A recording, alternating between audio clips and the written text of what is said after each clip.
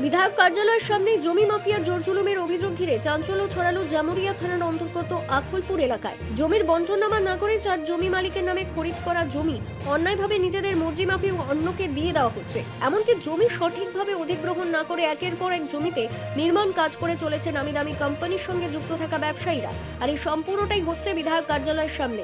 এই সমস্ত বিষয় নিয়ে এবার জমি মাফিয়াদের দুর্বৃত্ত রাজের অভিযোগ তুলেছেন জামুরিয়ার এক সদ্য অবসরপ্রাপ্ত খনি কর্মী। নিজের অবসরকালীন সময়ের গচ্ছিত টাকা দিয়ে জমি খরিদ করে সেই জমির কোনো অধিকার পাচ্ছেন না বলেই অভিযোগ তুলেছেন জমির মালিক। আর এই সকল খোঁজ করতে গিয়ে জমি নিয়ে বড়সড় বিতর্কের ঘটনা সামনে এসেছে।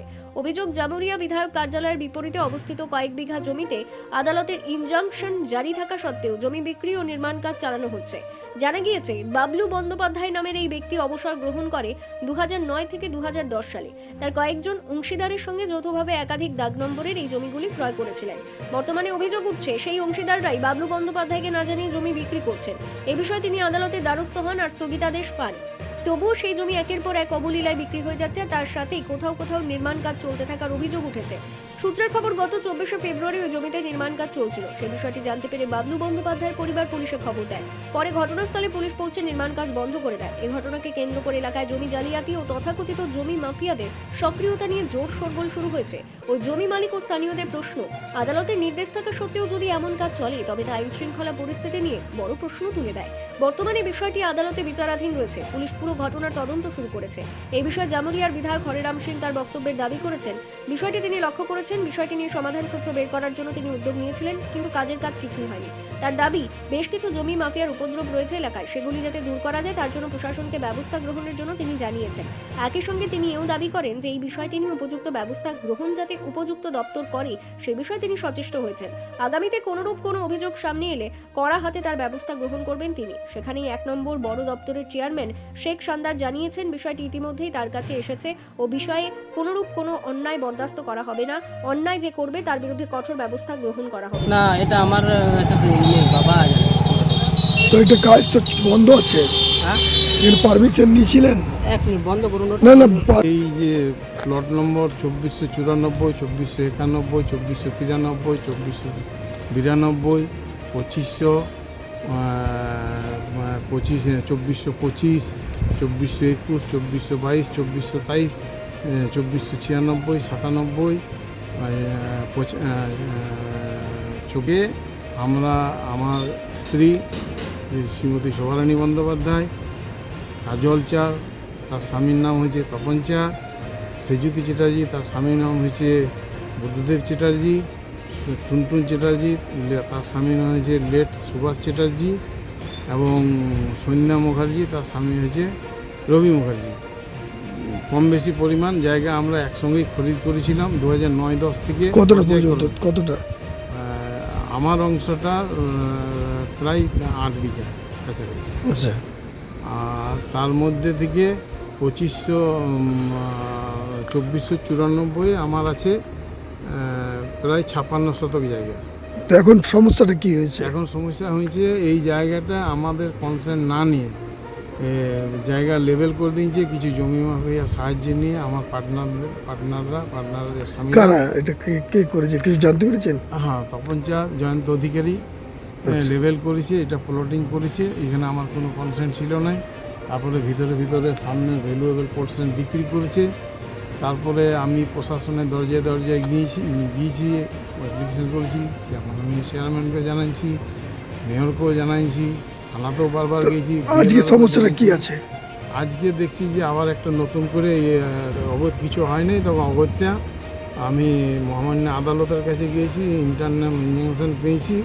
তারপরেও বেআইনিভাবে কাজ করছে, তাকেও আমি ব্যাপারটা জানাইছিলাম যে ইনজাংশন আছে, তুমি কাজ করো না, তৎসত্ত্বেও কাজ করছে। আজ সকালে আমি থানাতে জানাই, থানা পুলিশ এসে বন্ধ করে দিয়েছে। পুলিশ যাওয়ার পরে আবার কাজ শুরু করেছিল, আপনারা তো দেখতেই পেলেন। আর শেখ জিয়ারক এখনও কাজ করছে, শোরুম করেছে, উপরের ঘরে ভাড়া দিয়েছে। ওগুলো কি? জায়গাটাও ইনজাংশন আছে 2491। জায়গাটা এমনভাবে লেভেল করেছে আমি তো বুঝতে পারছি না কোন পোর্শনটা আমার বন্টননামা তো হয়নি। তো এই পরিস্থিতির মধ্যে আমার 2 মেয়ে ছেলে নাই, খুব অসহায় বোধ করছি। ক্রমান্বয়ে হুমকি ধমকি, মানে আমি খুব আতঙ্কের মধ্যে দিন কাটাচ্ছি। কি নামটা আপনার? আমার নাম বাবলু বন্দ্যোপাধ্যায়, নিবাস জামুরিয়া গ্রাম। আমি গভর্নমেন্ট এমপ্লয়ি ছিলাম, 31 মার্চ আমি রিটায়ার্ড করেছি। আর প্রথমে তো আমাকে ঢুকতে দেন, এখানে গেট লাগানো নিয়েছিল, পরে তো পুলিশ গেট খুলেছে বলে আমি ঢুকতে পারছি, তখন তো অলরেডি লেভেল হয়ে গেছে। হয়েছে হতে পারে, আমি যতটুকু জানলাম কেস হয়েছে এর আগে হয়েছিল, ঠিক আছে। তো আমাদের জানা নেই যে বেঁচেছিল কে বেঁচেছিল, আমাদের জানা নেই। যদি আমাদের ঘরে যদি অলরেডি কাগজ কার কাছ থেকে নিয়েছিলেন এটা? পুষ্পাদেবী বলে একজন যা আছে সে কিনেছিল, ঠিক আছে। আচ্ছা, হ্যাঁ, তো হলো, তো আমরা মাটি কাটলাম, দেখতে পেলো না, রড বাঁধলো, দেখতে পেলো না, আজ ঢালাই তো ইনস্ট্যান্ট এলো। কেন মাটি কাটলাম তখনই আমার কোর্টে একটা কাগজ পাঠিয়ে দিতে পারতো, আমরা বন্ধ হয়ে যেতাম। কেন ওনারা পাঠালো না? আপনারা কি কি কার কাছ থেকে নিয়েছেন? পুষ্পাদেবী নামে কতটা জায়গা নিয়েছেন? 3 কাটা জমি।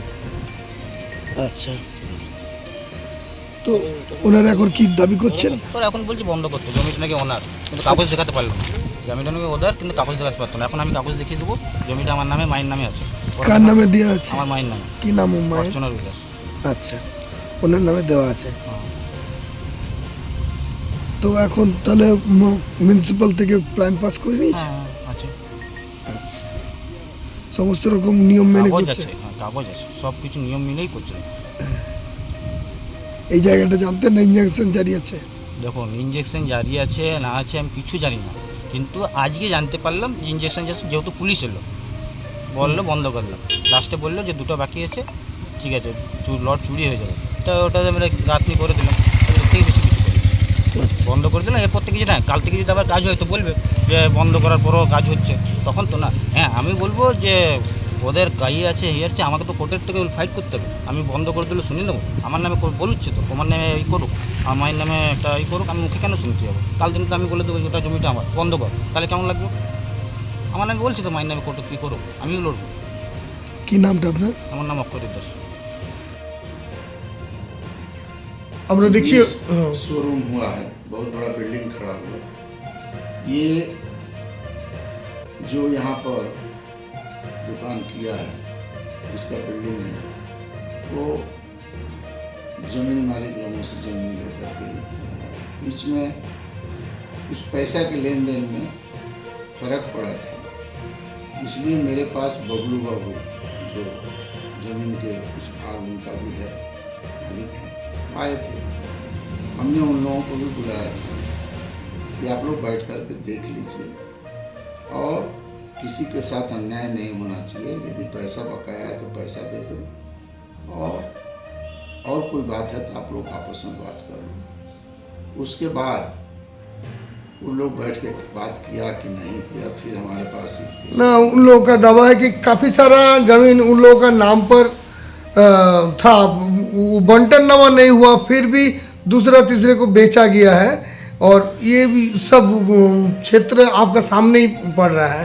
ऐसे बोल रहा जमीन माफिया उन लोग को डराया धमकाया गया, मारपीट भी किया गया बोल रहा है। ये जमुरिया में जमीन माफिया बहुत है जो जमीन का कारोबार करते हैं, और इसमें भी उन लोगों का इन्वॉल्वमेंट है। लेकिन मेरे पास जो केस आया था, मैं उनसे जो सहयोग देने किया, लेकिन उसके बाद क्या हुआ वो जानकारी भी नहीं है। और इसको तृणमूल कांग्रेस को लेना देना क्या है, उनका बिजनेस की मैटर है। वो जमीन खरीदे हैं, वो जमीन बिक्री की है, इसमें हम लोग क्या कर सकते हैं?